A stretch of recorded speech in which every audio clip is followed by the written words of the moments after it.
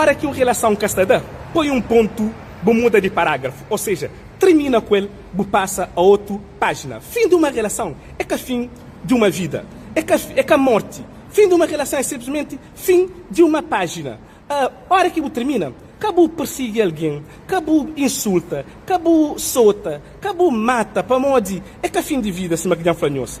Fim de uma relação é simplesmente troca de página. Troca de página, mante saudável, treina, come direito, faz lê, cultiva bons hábitos, mulher ou marido, também como consequência de aquilo que você faz. Se você é alguém que tem personalidade, que tem uma postura, que tem caráter, você termina uma relação na fração de segundo, você começa outra relação.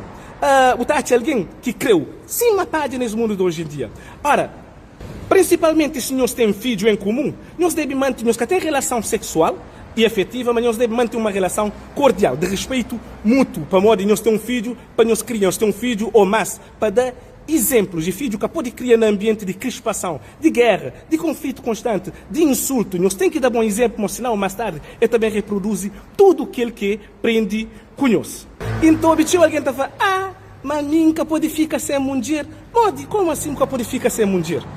Nunca pode ficar sem mulher, para mulher é importante para ter na lado, ou para hora que a gente tem necessidade, tem mulher lá junto comigo. Billy, deixa eu falar uma coisa ali. A coisa mais fácil que tem no mundo de hoje em dia é arranjar uma mulher. Hoje você arranja uma mulher na fração de segundo, de toda maneira que você quiser. Para a coisa mais séria que no mundo é mulher solteira e divorciada. Cabulamento nenhum. Fim de relação. Hoje em dia, mulher tem prazo de validade. Se naquele mundo de antigamente, mulher está casada ou está arranjada um homem até que a morte se separasse. Mas hoje em dia não. Hoje em dia, a única coisa que debilamenta é morte de perda ou morte de filho, pai, mãe ou qualquer outro familiar. Perda de mulher é um simples troca de página. É um simples mudança de perspectiva de vida.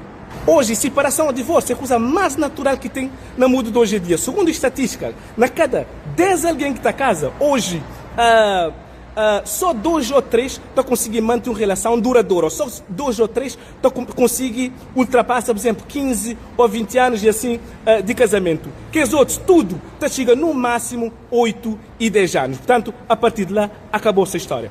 Fica firme, continua a vida firme, para modo, fim de uma relação é que é fim de uma vida.